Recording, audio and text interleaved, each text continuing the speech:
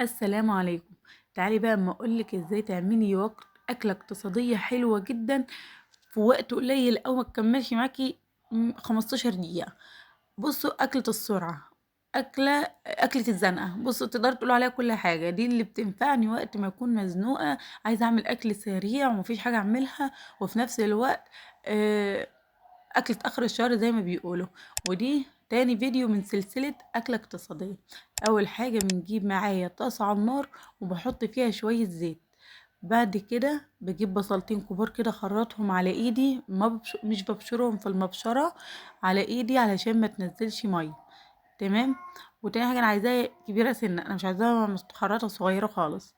بقلبها بقى لحد كده ايه ما تبدأ تدبل معايا.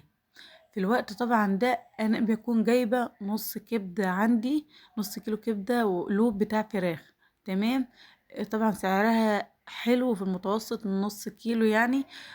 شوفوا، مصفيه خالص من الميه بتاعتها، بكون غسلاها كويس قوي. انا بنقعها من مده ساعه في دقيق وميه وملح ومعلقتين خل وعصرة ليمونة كاملة كده، بتعصرها في المية وتقلب ده كله وتسيبيها تتنقع، بتنزل كل الزفارة اللي فيها وبتبقى حلوة جدا. تعجبك اوي طريقة الغسيل دي. والدقيق مهم جدا على فكرة، بحبه جدا في غسيل اي طيور او اي حاجة فيها زفارة. بصوا، حطيت بقى الكبدة اول ما البصلة اصفرت. ما بقلبش، انتوا شايفين انا وزعت الكبدة كده لحد الحروف، بحيث كلها تبقى مستوية في الطاسة وعلى نار عالية. الأكلة دي بتحب النار العالية، أنا مش عايزاها تبك مية نهائي. بقلب كده بالراحة، أول ما لقيت الحروف بتاعتها من تحت خدت لون وخدت الصدمة بتاعتها وقفلت المسامات، بقلبها بالراحة كده. شوفوا، قلبتها كمان. اجي بص زي ما انتوا شايفين كده مفيش ميه نهائي، على نار عاليه، انا معليه النار جدا. واجي مقلبه كده لحد برضو ايه ما كله ياخد لون مع بعض. اهدي النار سيكه بقى، ونحط بقى التوابل بتاعتنا. ما بتحتاجش توابل كتير، كمون على كزبره.